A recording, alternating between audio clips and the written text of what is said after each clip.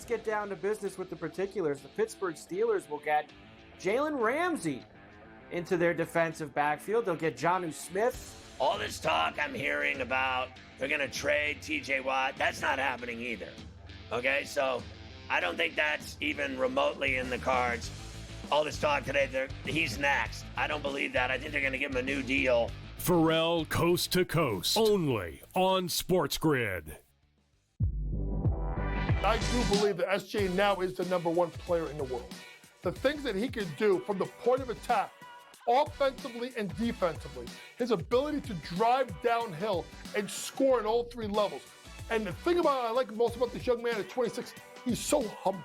He's so humble. And that speaks to the whole culture of OKC that Sam Presti and Mark Daigneault has built. Humble team, folks. Betting above the rim, only on SportsGrid. Will Aaron Judge be at the top of the home run board in MLB? What say you? Judge probably is going to hit 55, 58. Somewhere around there is his number there. So I'll say I'm going to buy this. And Aaron Judge will lead the major leagues in home runs this year. Listen, I'm not breaking news. I probably would take that every year. And when he plays, these next couple until he's getting up there in age, until his bat does start to slow down. Fantasy Sports Today, only on SportsGrid. Kevin Durant, at the age of 36 years old, after 17 seasons that he has played in the NBA DRS, is now on his way to H-Town. I don't think it's a great move. I wanted him to go to a ready-made championship team full of a veteran roster and see if he can ring chase that way. Not to go to an organization on the come-up that if you just stay the course, and also, what better blueprint do we have than just staying the course than OKC, right? The Early Line, only on SportsGrid.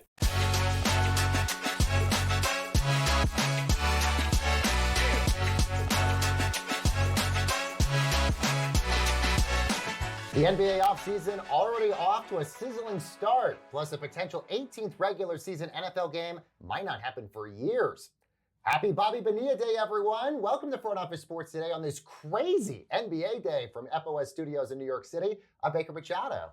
And I'm Renee Washington. And thank you guys so much for joining us each and every weekday as we're chatting the biggest stories happening in the business and culture of sports. A crazy day ahead, but we do also have sneaker insider Nick DePaula joining us, talking about the latest sneaker buzz, especially Caitlin Clark's signature shoe. First, let's dive right into the shoot around now. Yeah, we're going to get to all those NBA headlines in a moment, but let's start in the NFL. As the Washington Post says, the NFL Players Association is not expected to discuss a new 18th regular season game with the league until early next year, possibly during the owners' meeting in March.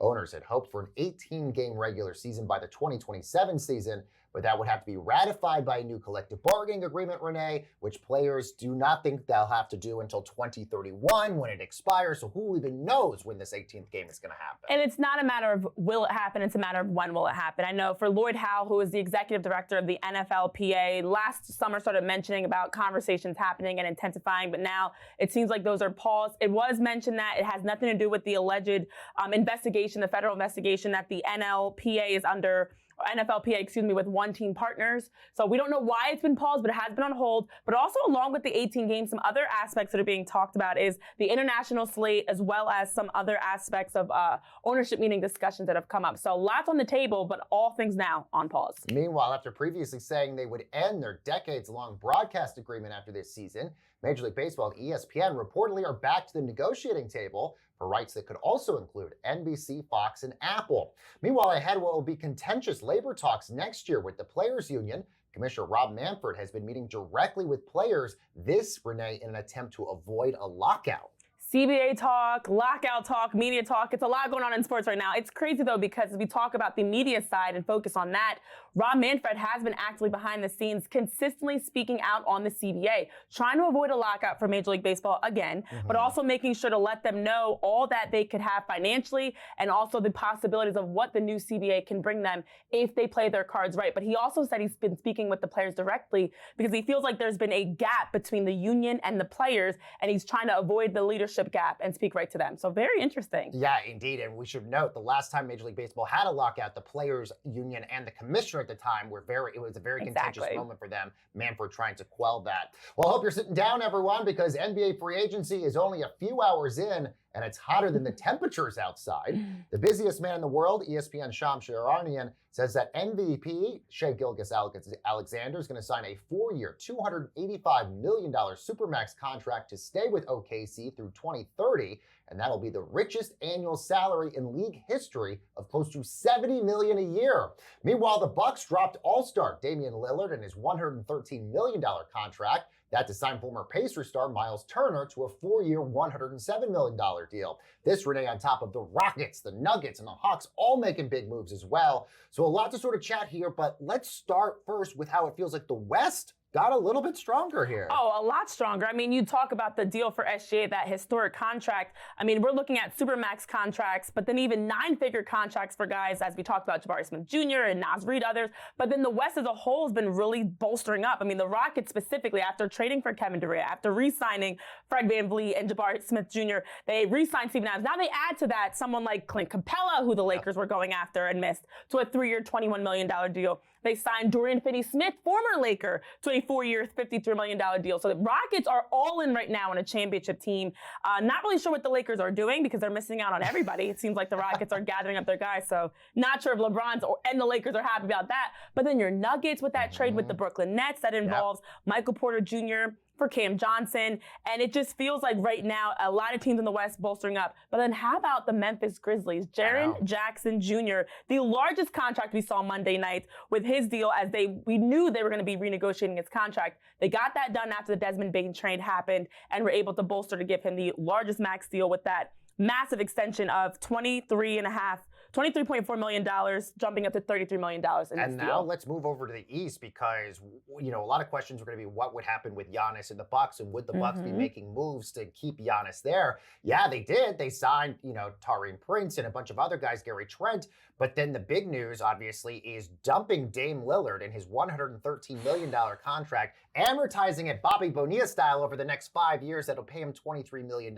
And that money that they saved now goes to Miles Turner, who, if you are Halliburton for the Pacers, you have to be screaming that of all the teams that Miles Turner went to, he went to the Bucks. Well, if you're anybody in the East, you should be screaming because, first of all, they were pretty silent on day one. We haven't heard much, but the biggest news we've seen from the East, it's the Bucks waiving Damian Lillard. Yeah. It's the addition of Miles Turner, but even it's former Sixer Gershon Yabusele going to the Knicks. It's Jordan Clarkson's expected to sign. It's even Atlanta making some great moves, but it's nothing nearly as big as what we've seen in the West. Yeah, and of course, the NBA announced ahead of the start of the free agency that the salary cap would increase to $154.6 million, a 10% jump from last season. So who benefits from that? Well, let's dive into that in our main event.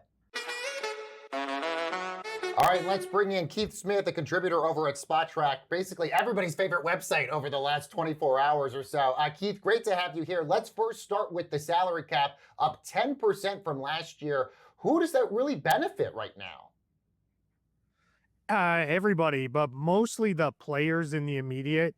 The 10% cap raise was expected after the new media rights deal. We did not get the giant cap spike like we saw back in 2016 because in the most recent CBA, they negotiated to cap the cap. That's a weird phrasing, but to cap the growth at 10%. So we're right where we expected to be. The big surprise was only a 7% growth projected for next season when we roll into that, but we'll get there when we get there. So for right now, pretty good growth in the cap. Everybody's making quite a bit more money with the media rights deal, and I think everybody's pretty happy with this. And another big surprise that came out today, the Milwaukee Bucks waiving Damian Lillard and stretching the remaining $113 million contract over the next 5 seasons. This is the largest time a wave of this magnitude has happened in NFL and NBA history, And it has people wondering, A, what does this mean? But also, can other teams duplicate this and try to have the same type of a waived, stretched contract like the Bucks are doing with Damian Lillard?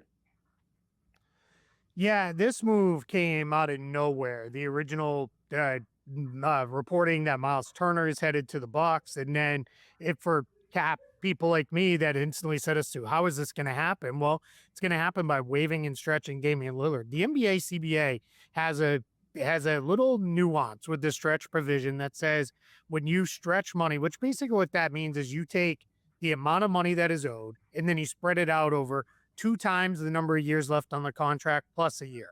So that's 5 years for Damian Lillard. That puts a little over $22 million a year on the Bucks books. And in this stretch provision, the nuance with it is, but that number can't be bigger than 15% of the salary cap in total stretched money on your books. So for the Bucks, that squeezes in just below that 15%. That'll free up the cap space, along with some other moves they're making to sign Miles Turner and then fill out their roster. Can other teams do this? They can, but same provision applies. Most notably, Bradley Beal and the Phoenix Suns. There's been a lot of discussion there. With Bradley Beal and the Suns, if they want to squeeze him in underneath a amount that would fit there, they'd have to get him to take a buyout and give some money back first. Then they stretch the remainder, and that would get them in underneath that marker. But right now, very, very tight margins for the Suns, and they can't actually do it with a straight wave and stretch. Keith, we got about 40 seconds left with you. Any other things you have your eyes on as free agency starting here? Yeah, well, now it turns to what's going to happen with LeBron James. Does he decide he wants to trade from the Lakers? We're all watching that. Does Giannis pivot? Is he happy with these moves, or does he want to go elsewhere? That's something we're going to keep an eye on. And then from here, it's what does Boston continue to do as they continue reshaping their roster? Well, what's going to happen with a handful of these other free agents that are out there? It's not a ton of big names left on the market, but there's still some value signings to be had as teams continue to retool their depth. And because it's the NBA, I'm not going to rule out another major out-of-nowhere trade bomb that gets dropped on us. Agreed. Or somebody gets released. You never know. It's so good to have you here, Keith. Yeah. Keith Smith, contributor over at Spot Track. Thank you. And we got a lot more front office sports today headed your way right after this.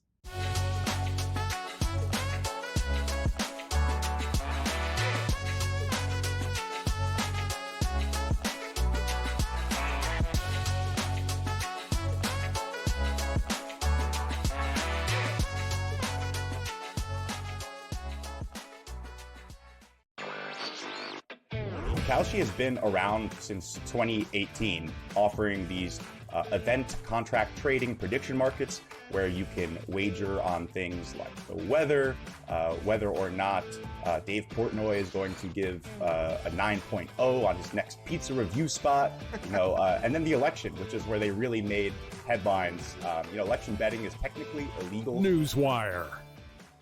Only on SportsGrid.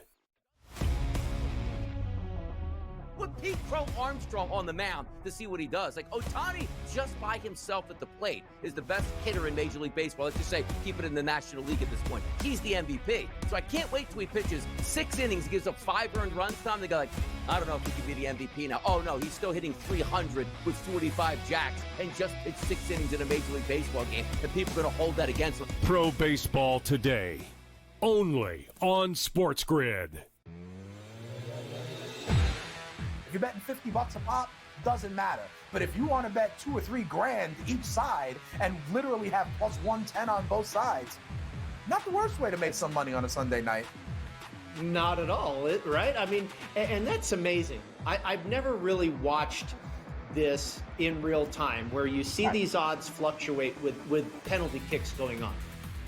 In-game live, only on SportsGrid. I can't even believe I'm saying pitcher's battle and using the words Patrick Corbin. But can I tell you, Scott, he's a different guy. He's a totally different guy with the Rangers than we've seen. I say this all the time. Don't worry about the first 5 innings. Like, don't even watch the first 5 innings in Texas Ranger games. Because for whatever reason, there's a ton of runs scored in the first 5, and then it just stops. It just stops. Game time decisions. Only on SportsGrid.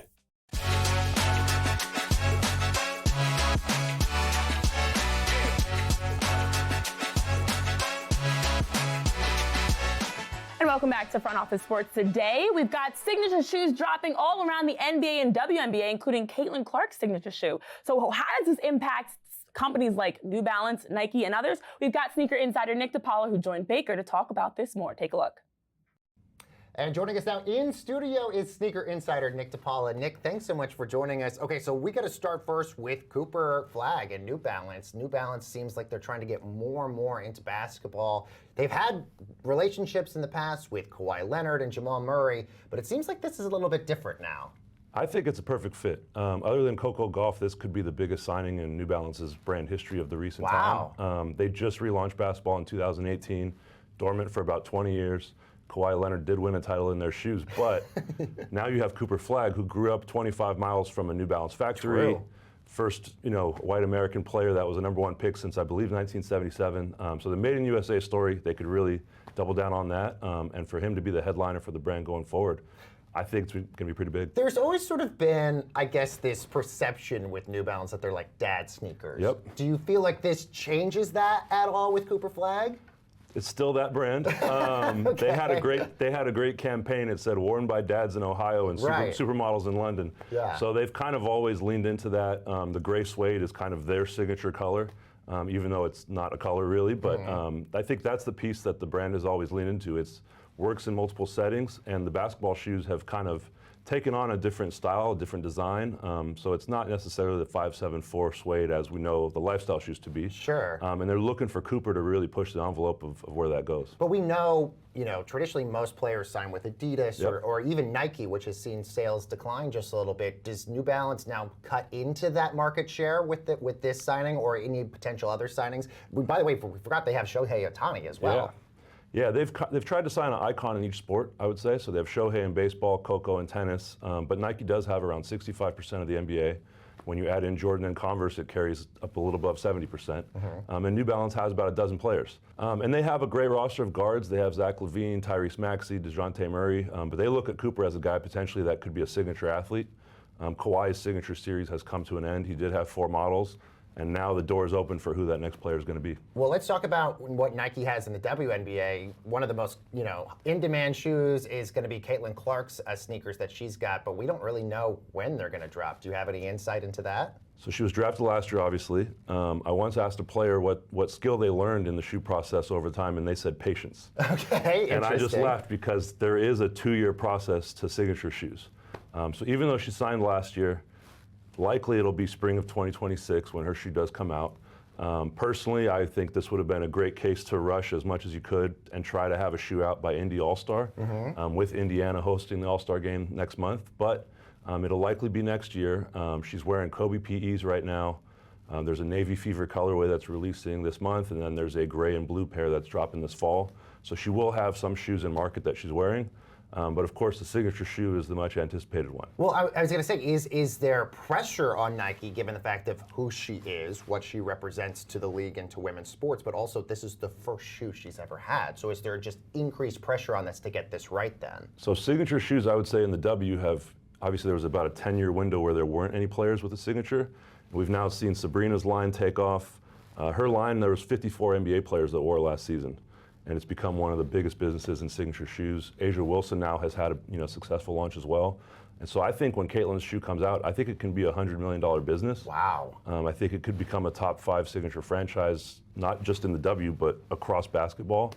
And so that would be one of the reasons I would have maybe rushed it. Yeah. But of course you want to get it right. There's just testing processes and marketing campaigns and the boring behind the scenes part that takes sometimes that long. So I think they want to get it right. And when we get to next spring, I'm expecting it to be pretty successful out the gate. Let's move to another signature shoe, and this one is a big one as well, the 40th Air Jordans that we've got. Interestingly, you're wearing them. I don't even know if they're available yet for people to buy yet. Couple weeks. You can, of course, get them on Jordan's website and select Nike stores. But these are the 40th anniversary editions of the Air Jordans.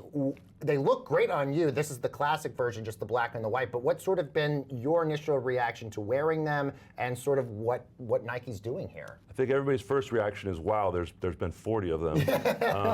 And I just turned 40, so it makes me so it's all the more reason to wear it, But I think the biggest thing is that the shoe still has sort of that elegant design and clean look that Jordans have always had, with some twists and quirks in terms of performance and technology. And I think when you think about Jordans, it's obviously become the formula for signature footwear across the industry and has set the bar.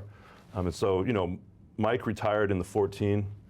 Then he wore the 18s in DC with the Wizards. So it's extended way beyond his playing career. LeBron is now on the 23rd model this fall, and you can kind of see where the torch has passed as the signature business has gone. But the thing I think that's most interesting with the 40 is it's still the one annual Air Jordan shoe that we all know, But obviously the brand has extended just into all sports, into other facets. They have, musicians on the roster now. It's beyond basketball. And Air Jordan is one shoe, but the brand is now at $7 billion. They're tracking towards $10 billion, which is insane. So to see where it went from just the white red, ones to now 40 years later, it's cool to see just the growth. Well, and also, as I mentioned earlier, Nike, sales are declining a little bit for Nike. Does Nike need this shoe to be a hit? Yeah, of course. I think the thing about the Air Jordan model, you could say after the 23, there's been some up and down models, even though the performance is always revered and great. Sometimes the design, leaves some to be desired, and they've had some ups and downs. I mean, the 34 was great in the last decade, but they're looking for the shoe to kind of like reset the design language, I would say. It's a little cleaner, not as technical. And then they're looking for the next generation to really headline it. So you're going to see Paolo Banchero, Trae Young in the NBA. But a big thing for Jordan Brand was they signed Nafisa Collier this year.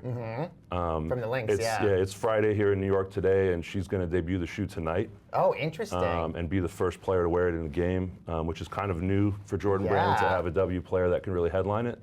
And she could be the MVP this season, and it's the front runner right now. And so the best marketing ever is that the MVP wearing these shoes. yeah, which so would be that would be amazing. huge for the shoe to have. Obviously, that validator on the W side, but to me, she's the front runner for MVP, and it would be great. Before we get you out of here, I'd love to get your take on, look, we've seen this increase of Achilles injuries in the NBA, hitting big stars from Tatum to Dame Lillard to others, and low-top shoes. What's sort of your thoughts on this? When you really look into it, the Halliburton shoe is a low, but the Tatum shoe is a little higher, and I personally don't think the shoes have any issues with that. All right, Nick DePaula, Sneaker Insider, thanks for giving us all this insight, man. We're all really excited for all of this. Thank you. Thank you. And thanks to Nick again for joining us. And Baker, we've got more coming up after this break on EA Sports' new college basketball game. Stay tuned.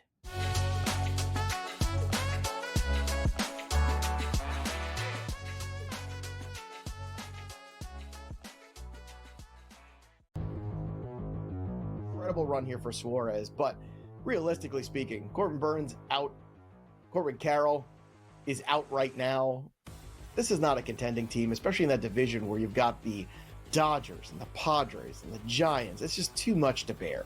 The Diamondbacks would be smart to let Jordan Lawler play every day, see what he is, and then probably move on from Suarez. Fantasy Sports Today, only on SportsGrid. And there's this one guy that's popping for me. It's like Tillinghast, Bomber's Paradise, Get Hot with the Putter, Northeast New York Horse. Like, I know a guy that fits that profile pretty well that won a pretty big tournament at Wingfoot. Like, this is this like perfect for Bryson? It's perfect for Bryson. The Smiley Show, only on SportsGrid. The two guys that can do it all. Too much electricity this morning. This is a good time. We're having a lot of fun. I had to do a triple take. Ka-ching! Why? Because of parity. I didn't mean to offend. Yeah, it's not going to happen. Load management is a dirty word. Let him rip. You know what? Circumstances provide the results. What? How do you do this one? Oh, Donnie, you got such a good show there. A network that is booming. The Early Line, only on SportsGrid. I do believe that SJ now is the #1 player in the world. The things that he can do from the point of attack, offensively and defensively, his ability to drive downhill and score at all three levels. And the thing I like most about this young man at 26, he's so humble.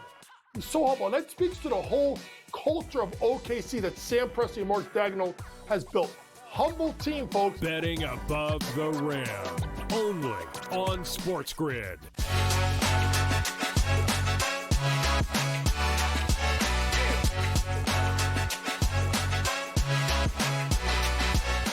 And welcome back, everyone, to Front Office Sports Today with Renee Washington. I'm Baker Machado, and EA Sports is bringing back its NCAA college basketball game in 2028. This after it was shelved 20 years ago, almost. This comes after EA's college football game also just came back just recently. This, of course, having to do with NIL, because players now finally are able to get paid in all of this. So let's bring in the guy who broke this news, Matt Brown, founder and publisher over at Extra Points.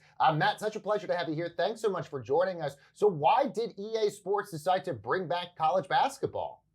No, yeah, it's a pleasure. This is the question that I was asked by fans more than almost anything after doing so much coverage about the development and bringing back college football for last season. And the math is always complicated because unlike the college football video games from the early 2000s, the college basketball games were not nearly as best-selling of titles. These were more niche entities. They didn't move nearly as many units. But the commercial success of College Football 25 just blew every projection out of the water. For internally at EA, from financial analysts charting everything. And between that and the ability to license athletes' NIL rights at scale, which is now much easier, the financial viability of a college basketball product looks a little bit different. The CLC put out a request for proposals for several different entities that make games to see if they wanted to be involved in making a college basketball game. And EA is the company that believes the most in this project, not just for men's basketball, but also for women's college basketball. I love how you touched on that because I'm curious, since so much has changed since the last game was released in 2009, especially in the NIL space, but also women's sports space as well. Matt, I'm curious, how has the new college landscape really impacted the look of what a college basketball game is going to be rolling out as with EA Sports? There's been massive changes. I mean, it's going back to really the last consumer titles we had for college basketball. Not only is the number of schools in Division I different, the layout of the NCAA tournament's different, roster building is completely different now that we have a transfer portal, we have NIL, we have way more transactional rosters, which has to be changed. You have to change how the game engine and recruiting process works. But also, I think the commercial viability and interest in women's basketball is very different. Not just because of Caitlin Clark, but really over many very marketable players and teams over the last couple of years. And gaming's demographics in general have shifted to be include more women, to include more older individuals. It makes sense to target and include both of these sports in one particular standalone title. There also wasn't really online play as nearly as big of a deal for consoles in the late 2000s. Now that's standard for every single game that comes out. It is deeply integrated in the revenue projections and marketability of those games. That was a big part of why the college football game was as profitable as it was. And I would imagine that's going to be a significant component for college basketball games. This is not so much restoring of previous IP as it is a chance for EA to create something completely different that just happens to include college basketball. Matt, we have about 60 seconds left with you. This comes on the heels of questions of whether or not EA will be able to keep the Madden video game going. So is it possible that EA doesn't have Madden anymore? It's possible. The licenses do change sometimes. FIFA was an integral part of EA Sports professional soccer branding for many years. Then that was pulled. They're still able to make the same games. Sometimes individual team and league licenses come and go there. They've had a very long run with EA Sports and Madden. That's part of the foundation and history of electronic arts. But these deals don't last forever. And if the NFL feels like it makes more sense to open this up, it's certainly possible. I mean, that would just be crazy to think of Madden not being part of this whatsoever with EA Sports. Matt Brown, the founder and publisher over at Extra Points. Matt, thank you so very much for joining us. It's my pleasure. Thanks for having me. All right, let's see what's bubbling over at the FOS water cooler. All right, it's July 1st. Happy Bobby Bonilla Day, everyone. On this day every year until 2035, former Mets great Bobby Bonilla collects a $1.1 million check from the team that he left in 2001. Of course, you can catch our first piece from FOS Studios on our YouTube page all about Bobby Bonilla Day. So happy day to you. I know, and I'm sure people don't even know when his birthday is, February 23rd, fun fact. But they know Bobby Bonilla Day. He actually was saying on Buster Only show today, like, this is bigger than my birthday. And it really is. I mean, the fact you had a $5.9 million contract, and now you're getting paid $1.1 million every year. Check.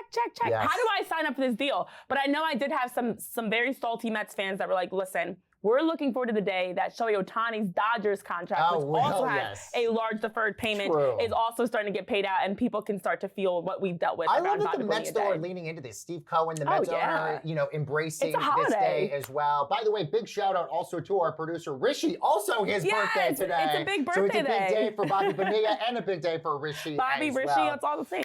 But it's crazy to think that a guy who hasn't played for this team in 25 years still is able to collect this check for as long as he has, and it's hilarious to see somebody still make this. My kind of advice: money. find someone that invests in you, like the Mets invested in Bobby amen. Bonilla. Guys, coming up on Front Office Sports tomorrow, NFL Hall of Famer Jerome Bettis is going to chat all about Aaron Rodgers joining his favorite team. Do the Steelers make the playoffs next year? We'll see you next time. Enjoy the rest of your day.